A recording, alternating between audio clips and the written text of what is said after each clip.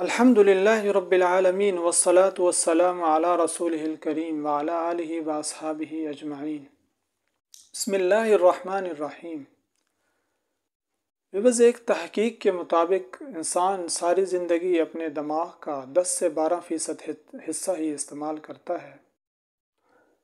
کوئی اگر اس سے زیادہ کر لے، کوئی نئی چیز ایجاد کر لے تو 15 سے 17% حصہ ہی استعمال ہوتا ہے۔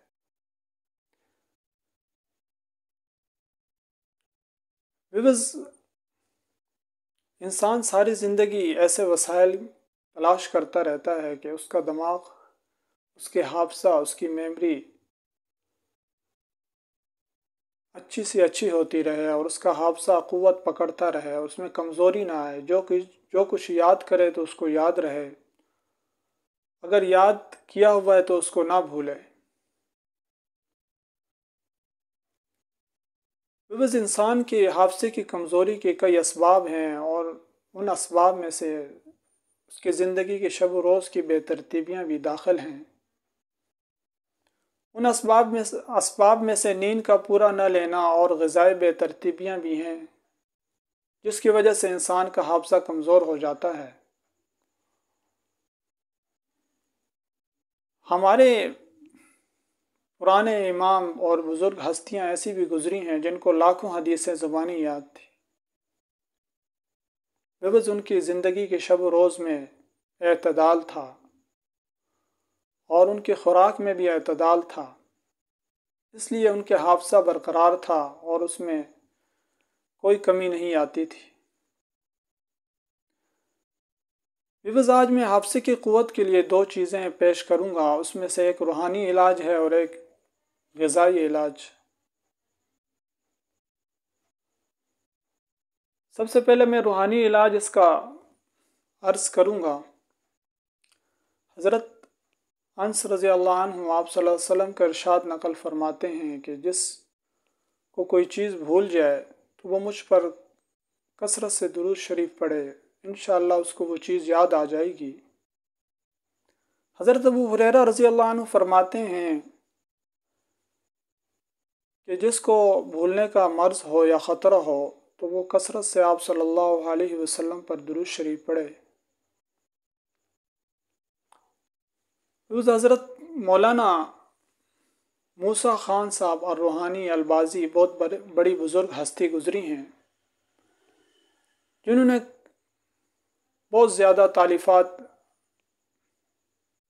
عربی لغت میں کی ہیں، اور ان کی قبر سے کئی دنوں تک خوشبو بھی آتی رہتی تھی۔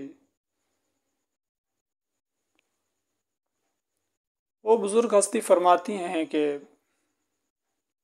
درود شریف بھولنے کے مرض کو دور کرتا ہے، اور دانشوروں پر یہ بات مخفی نہیں ہے کہ بھولنے کا مرض عام ہے، اور جو لوگ علم اور فنون سے تعلق رکھتے ہیں وہ ہمیشہ ایسے اسباب کو تلاش کرتے رہتے ہیں جو بھولنے کے مرض کو دور کرے۔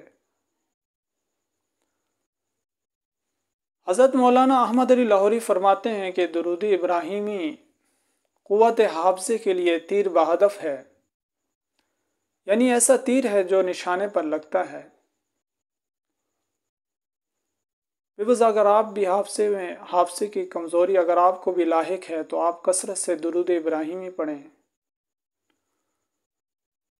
انشاءاللہ آپ کا حافظہ قوی رہے گا اور دن بدن اس کی قوت میں اضافہ ہوگا۔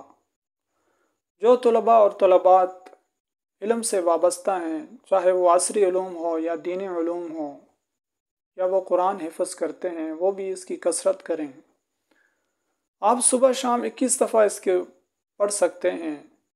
اگر آپ اس سے زیادہ پڑھتے ہیں تو انشاءاللہ اس کے بہت زیادہ فوائد درود شریف پڑھنے کے ساتھ حاصل ہوں گے۔ درود پڑھنے کا ثواب الگ ہوگا اور فوائد الگ حاصل ہوں گے۔ جو دوسری چیز جو ہے وہ خوراک سے تعلق رکھتی ہے، اس میں ایک چیز سفید تل ہیں اور دوسری کھجور۔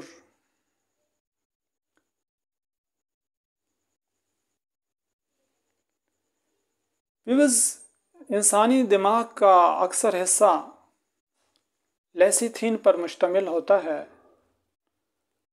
لیسیتھین ایک فاسفورس آمیز چکنائی ہے جو بافتوں اور پٹھوں کو تقویت دیتا ہے۔ انسانی دماغ اپنی توانائی زیادہ تر لیسیتھین سے حاصل کرتا ہے۔ اگر یہی لیسیتھین انسان کے دماغ میں کم پڑ جائے یا اس میں کمی ہو جائے تو انسان کو ایسا حافظے کی قوت میں کمی محسوس ہوتی ہے کہ صبح کی بات اس کو شام کو یاد نہیں رہتی۔ جو کچھ یاد کرتا ہے اسے بھول جاتا ہے، یاد کرنا چاہتا ہے تو اس کو یاد نہیں ہوتا۔ بس یہ لیسیتھین تل میں وافر مقدار میں موجود ہوتا ہے۔ اگر ہم اس کو اپنی زندگی میں اپنی خوراک میں ایڈ کر لیں تو ہماری دماغ کی یہ کمی پوری ہو جائے گی۔ بس آپ نے سفید تل لینے ہیں جو نان کے اوپر ہوتے ہیں، اور ایک کھجور، نرم کھجور لے کے اس کی گٹلی نکال کر اس میں آپ نے تل بھر لینے ہیں، اور یہ ایک کھجور جو تلوں سے بھرا ہوا ہوگا آپ نے دن میں کسی وقت ایک کھجور خوب چبا کر اس کو کھا لینا ہے۔ اس سے آپ کی حافظے کی قوت بڑھے گی، اس کی میموری اور بہتر سے بہتر ہوگی۔ آپ جو کچھ یاد کریں گے وہ آپ کو یاد رہے گا۔ اس سے آپ کی نظر کو بھی فائدہ ہوگا، دماغ کو بھی فائدہ ہوگا۔ آپ اس کو صبح ناشتے سے پہلے بھی لے سکتے ہیں اور شام کھانے سے پہلے بھی لے سکتے ہیں۔ کھانے سے 1 گھنٹہ پہلے یا 1 گھنٹہ بعد آپ اس کو استعمال کر لیں، اور درود ابراہیمی کی کثرت کریں۔ جو بچے چھوٹے ہیں ان کی مائیں ان کو کھانے پینے کی چیزوں پہ درود ابراہیمی پڑھ کر دیں اور ان کو یہ تل والا کھجور کھلائیں، اور طلباء اور طلبات بھی اس کو استعمال کریں اور اس وظیفے کی کثرت کریں۔ انشاءاللہ العزیز وہ اپنی زندگی میں آسانیاں پائیں گے، اور جو کچھ یاد کریں گے ان کو یاد رہے گا۔